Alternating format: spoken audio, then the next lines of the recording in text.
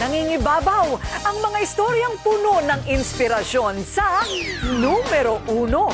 Ito ang programang salamin ng inyong mga kwento. Nagdadala ng malalaking balita mula sa maliliit na buhay. Ako si Corina at ito ang Rated K. Sa hirap naman nagmula ang 27 anyos na si Warren Trinidad. Sa kanilang lugar sa Davao, kilala siyang patambay-tambay lang kasama ang mga kaibigan.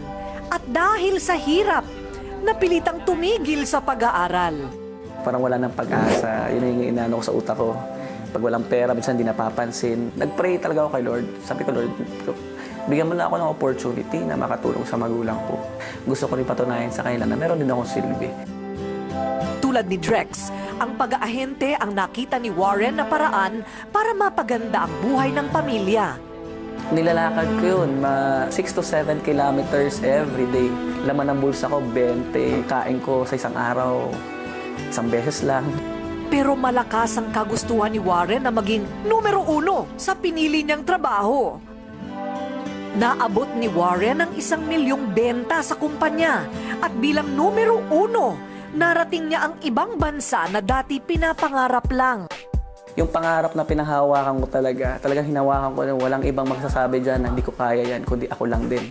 Ngayon, may sarili ng bahay si Warren, magagarang kotse, at marami na ring buhay na natutulungan. Para kina Warren at Drex, walang imposible kung gugustuhin talagang umasenso.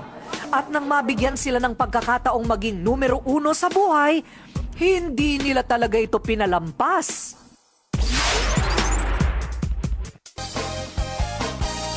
Walang nakakarating sa itaas nang hindi muna nagsisimula sa ibaba. Kung patuloy nating pagsusumikapang abutin ang ating sariling bituin, patuloy din tayong aakyat at mararating ang ating sariling bersyon, gaano man kasimple, ng pagiging numero uno. Ako po ang inyong kaibigan, kabalitan at kakampi Corina Sanchez. Hanggang sa susunod na edisyon ng Numero Uno at paborito ninyong kakwentuhan tuwing linggo ng gabi. Ito ang Rated K.